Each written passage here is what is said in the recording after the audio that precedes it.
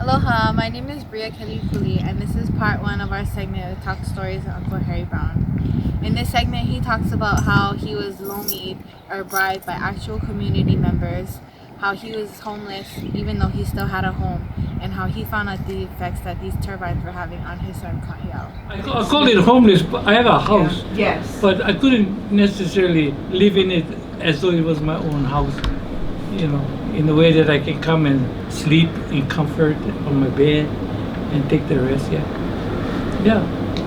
Nobody knew that. But I'm not gonna go tell people and want people to know that, because I was fighting my battles. I was on the neighborhood board and I'm fighting the battle. And they used to try to lomi me by Christmas Day come looking for me to give me a present, I thought, why? Because he was kind of working for one of the companies. Yeah, he was in support of it. Yeah.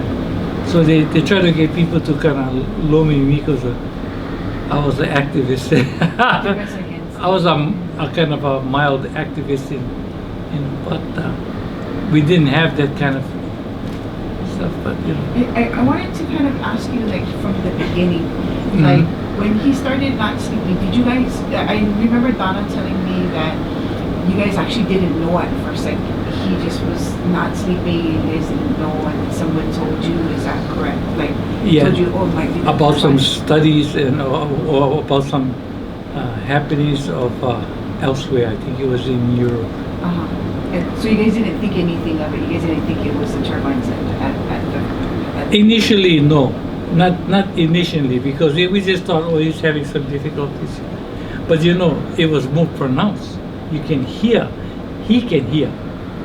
He can hear. Because especially kids like Kahiao, and there was a few other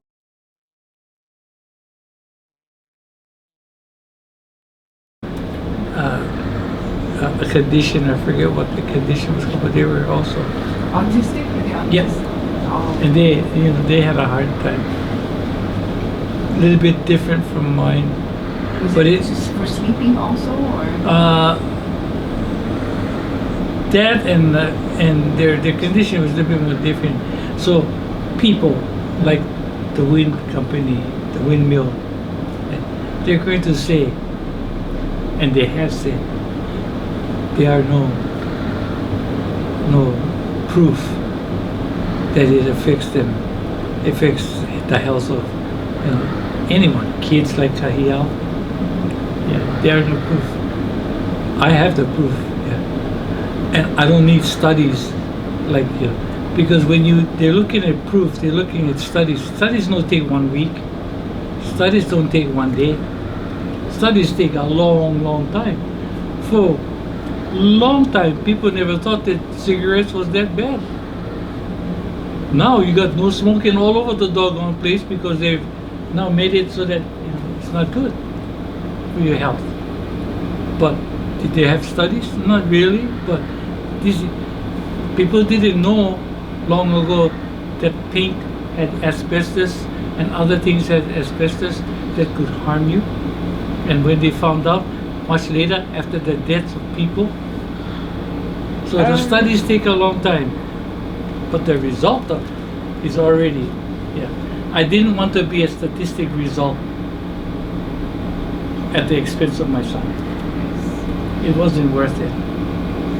Yeah, he meant too much. It took too long to do the studies, and he had to be subjected to Yeah, that for a long and it's a subjective thing. If I want something to say, I'm going to say, oh no, that's not, that's just how it is, They say the same thing about, we didn't find any bones in my Manalo, at the Sherwood Forest, we didn't find any bones, so it's all good.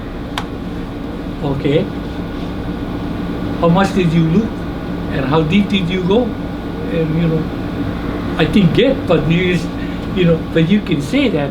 So it depends on who's doing the study and what you want to do to make it come out the way that you want to do.